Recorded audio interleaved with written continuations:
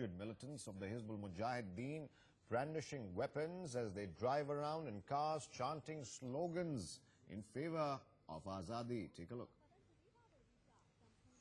In fact, before we show you that video, on your screens now, let's go across to Arish Bilal joining us from Srinagar. Arish, yet another video, the third in 2 days, I believe, and this one comes from southern Kashmir as well.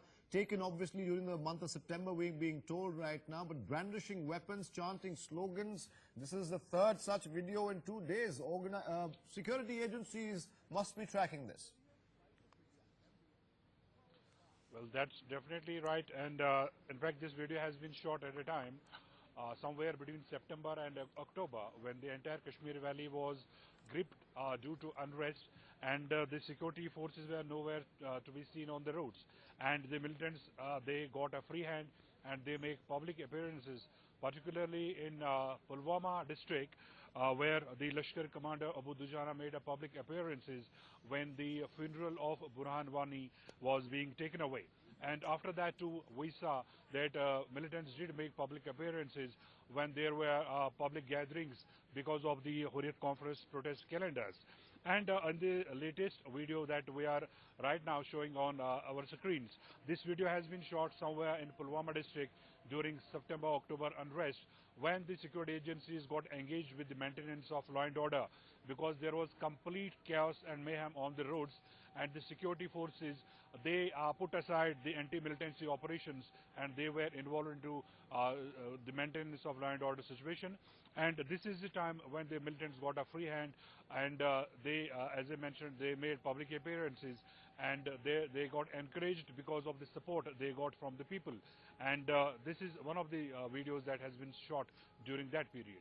Now, what exactly are the security agencies saying, Arish, given the fact that these videos are coming a dime a dozen now, and the fact that some of them are old, but many of them, like the one we saw with the snow-clad mountains, seems to be fairly recent here. Is activity in southern Kashmir increased? Are the security forces worried about it, in the fact that their anti-militancy operations have started again, have resumed? Are they zeroing in on these individuals yet?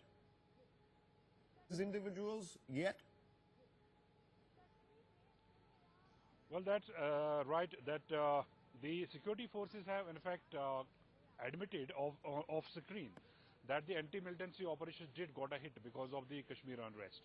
The anti-insurgency grid, as I mentioned, that got involved with the law and order situation. But after the calm has now returned to the Kashmir Valley, the security forces have put their act together, and they have resumed their anti-militancy operations.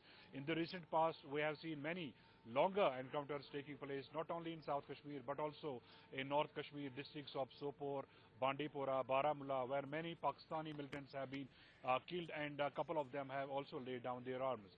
So you are absolutely right that the security forces are right now trying to put their act together.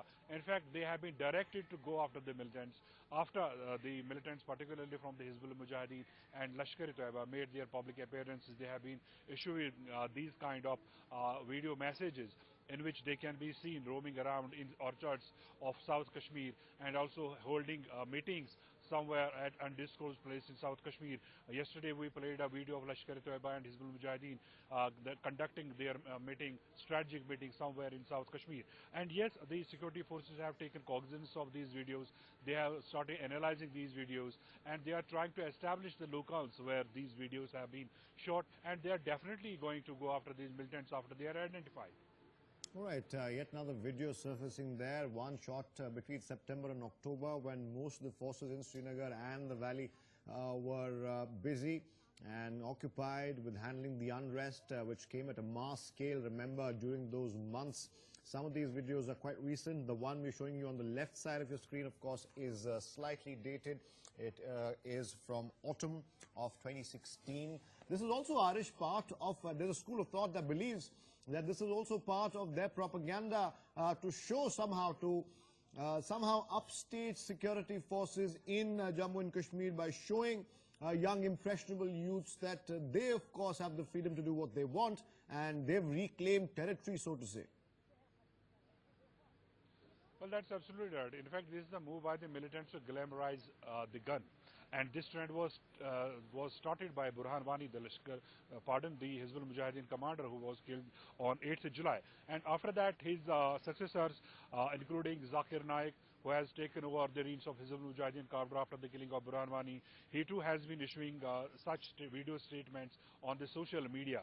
And in fact, we can say that to some extent, the militants have, the people who are issuing these statements, they have managed to attract a fresh cadre of youth. We are told by the sources in government and other security agencies that at least 60 youngsters, 60 youth from South Kashmir alone have joined the militant ranks after the killing of Burhan Wani. So this is definitely a cause of concern for the security agencies as well as the as well as the state government.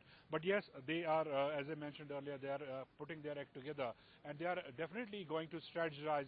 They are definitely going to go after these militants who have been very active, particularly after the killing of Burhan Wani. We have seen many encounters taking place in Pulwama, in Shopian, in Arwani, in Bijbihara, in Sopore, in Hajin, and definitely the security agencies are analyzing these videos, and they are going to go after these militants.